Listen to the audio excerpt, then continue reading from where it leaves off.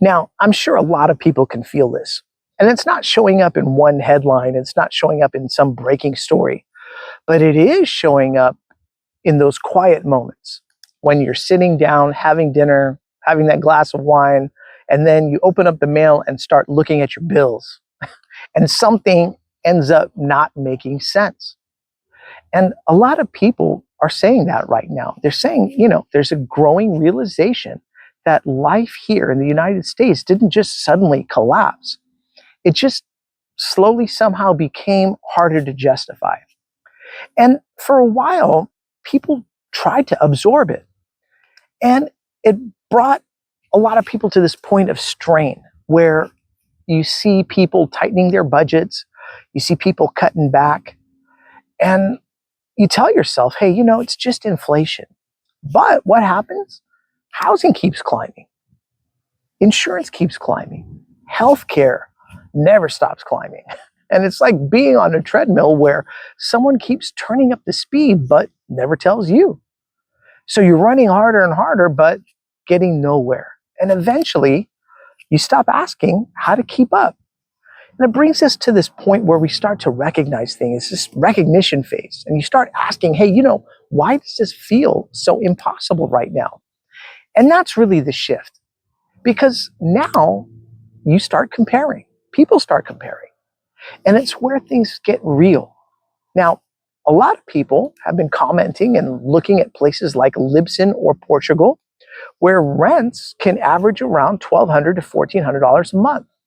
While in Miami, you'd be lucky to get a place for $2,700 a month. Now, let's take someplace like Valencia, Spain. You can live there comfortably for $1,000 or $1,200 a month. Or take Athens, Greece, where rent can still sit under $900. A beautiful place, Medellin, Colombia, is where people are paying, $600 or $800 a month? And suddenly, it's not a theory anymore. It's a comparison. And the gap between what we're paying here and what we're seeing over there, it's not a small gap. It's like realizing you've been paying luxury hotel prices for a motel experience.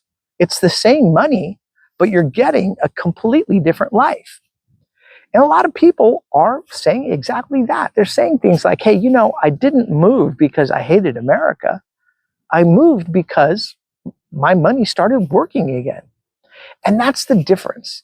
In the United States, your income feels like it just disappears.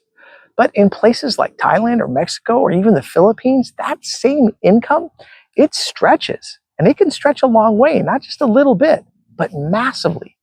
So you're not choosing between bills anymore. You're starting to do what? You're starting to save. You're starting to travel. You get to breathe a little bit easier again.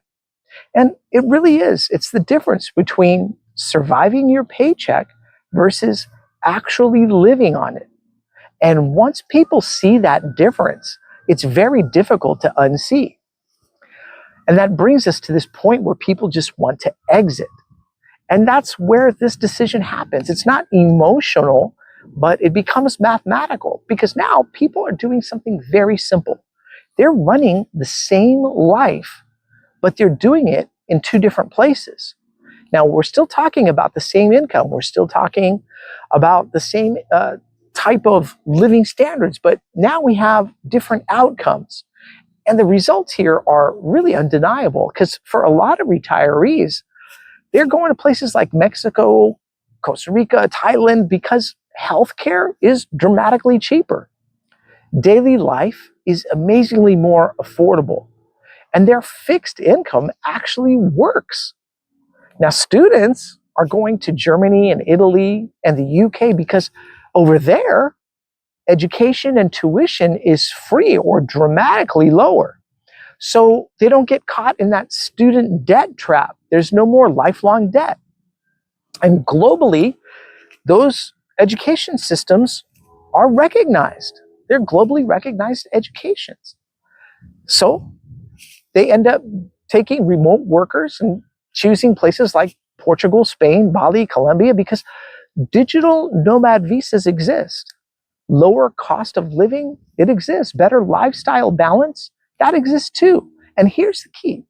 This isn't just about luxury. This is just about basic life working again. It's like carrying a heavy backpack for years and suddenly taking it off. At first, you don't even realize how much weight you were actually carrying. But once that backpack is off, and until that weight is gone, that's when you realize, oh my gosh, that was heavy. And that's what a lot of people are saying. They're saying their stress levels have dropped. They're saying their health has improved. They say they actually have time now for the things that they enjoy, not because life became perfect all of a sudden, no such thing as that, of course, but it became manageable.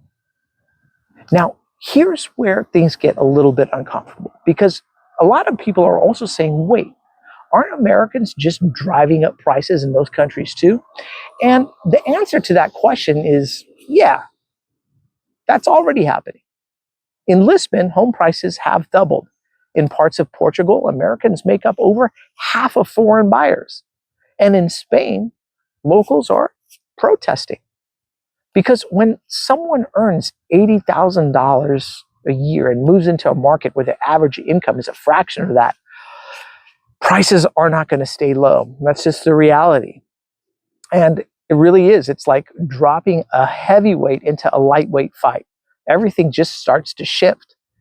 So the same pressure people are escaping starts showing up somewhere else. And that is an unfortunate reality, but it is the reality.